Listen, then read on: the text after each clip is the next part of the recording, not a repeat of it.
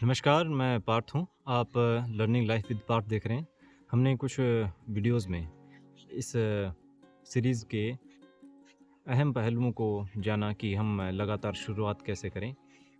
लगातार शुरुआत करने के लिए प्रेरित कैसे रहें और अपने आप में सुधार करने से बचें नहीं। और इसके लिए मैंने खुद को भी सबसे पहले इन शुरुआत के क्षणों में डरा, क्योंकि मुझे लगता है कि मैं अपने आप को बेहतर समझा पाने में कहीं न कहीं कमी छोड़ता हूँ। और उसके लिए जो मैंने बहाने दिए खुद को कि मैं क्यों नहीं समझा पाता, तो पहला बहाना था कि मैं सही से शब्दों का उच्चारण नहीं कर पाता। मुझे श को बोलने में समस्या आती है। कुछ शब्द ऐसे हैं जो क्लिष्ट हों, जो मेरी ज़ुबान के हिसाब से सही नहीं बैठते हों, उनको बोलने में समस्या है। कॉन्फिडेंटली मैं अपने आप को एक्सप्रेस नहीं कर पाता। ये वाली जो दिक्कतें हैं, ये वाले जो बहाने हैं, वो मैंने खुद को दिए थे। एक और चीज़ कि मुझे लगता है मुझ में क्या कमी है, मुझ में ये कमी थी कि मैं शब्दों को सही से लिख नहीं पाता। मेरी लेखनी है वो इतनी अच्छी नहीं है जितनी होनी चाहिए एक शिक्षक के लिए, एक ऐसे व्यक्ति के लिए जो किसी न किसी माध्यम से किसी का प्रेरणा स्रोत हो सकता है। क्योंकि बच्चे लगातार सीखते हैं और वो देखने से सीखते हैं। वो देखेंगे कि हमारे शिक्षक की अगर जो हैंडराइटिंग है, लिखाई है, वो अगर ख़राब है तो वो बच्चे अपने आप को बेहतर करने के लिए प्रेरित नहीं होंगे। दूसरी बात, मुझे इस बात का डर नहीं है कि लिखाई कितनी ख़राब है।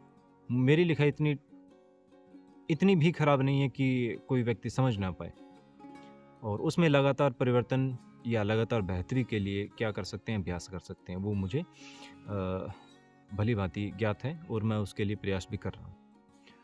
और ये जो बोली गई बातें हैं, ये मुझ में उस स्तर का कॉन्फिडेंस, उस स्तर का जो आत्मविश्वास वो भरती है, क्योंकि मुझे पता है मैं कर लूँगा। और इन बोली गई बातों से किसी भी व्यक्ति में हीन भावना नहीं आती, और ये आवश्यकता भी है। किसी न किसी स्तर पर आकर हम खुद को ये समझा पाएँ कि मैं कर लूँगा और मुझे पता है कि ये कैसे करना है। ठीक है। आज का हमारा विषय है कि कोई व्यक्ति जब किसी भी जीवन काल में खुद को जी रहा हो, अपने परिश्रम के पल, अपने ऐसे क्षण जी रहा हो जब वो किसी न किसी ऐसे लक्ष्य की तरफ अग्रसर हो जो उसके कल को बेहतर बना पाए। एक विद्यार्थी के लिए उसका परिश्रम का सबसे अहम पल कौन-सा रहता है, जब वो किसी न किसी तैयारी में लगा हो, किसी न किसी परीक्षा की तैयारी में। वो तैयारी किसी स्कूली, कॉलेज वाली शिक्षा पद्धति की हो सकती है, या फिर वो अगर किसी नौकरी की तलाश में हो और किसी तैयारी में लगा हो, वो क्षण। और सबसे कठिन वाले क्षण होते हैं जब कोई व्यक्ति पढ़ा लिखा और बेरोज़गारी को झेल रहा हो। और उस बेरोज़गारी के क्षणों में उसके परिवारजन, उसके आस-पास के लोग, उसके मित्र उसे लगातार इन सवालों से ओत-प्रोत करते हों कि क्या हुआ आपकी परीक्षा का? क्या हुआ आपके परिणाम का? जो आप लगातार उन परीक्षाओं को दे रहे हो। और ऐसे सवाल उनको अलग तरह की प्रेरणा देते हैं, और ये प्रेरणा उनके अंदर आत्मविश्वास की बजाय कुंठा और ग्लानि भरते हैं। और उन लोगों के लिए हीन भावना भरते हैं, उन लोगों के लिए एक ऐसा अनुभव देते हैं जो उन्हें उस समय नहीं चाहिए। उसके विपरीत उन्हें उस समय ऐसे लोगों की आवश्यकता होती है जो उन्हें समझ सकें, उनकी बातों को सुन सकें। और ये चीज़ें लगातार होती हैं, बिना कहे, बिना सुने हम किसी न किसी व्यक्ति को अपने हर रोज़ के जीवन में कभी न कभी इस तरह की बातें कह देती हैं, जाने-अनजाने में। और जाने-अनजाने में बोली गई ये बातें किसी व्यक्ति के लिए जीवन भर का श्राप, या जीवन भर के लिए ऐसा अनुभव हो सकता है जो वो लगातार लगातार ग्रहण करता हो और वो भुला नहीं पाता।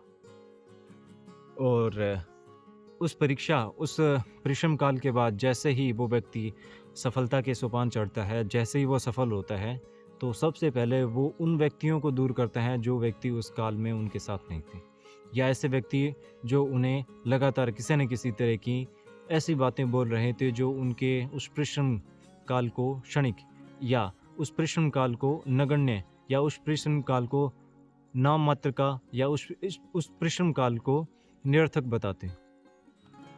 और जैसे ही उन्हें लगता है कि ये व्यक्ति उस समय मेरे लिए इस तरह की बातें बोल रहा था, तो अब भी मुझे आवश्यकता नहीं है, क्योंकि अब मैं कुछ ऐसा कर रहा हूँ जिसके खिलाफ ये लोग थे और आज मैंने ये कर दिखाया है।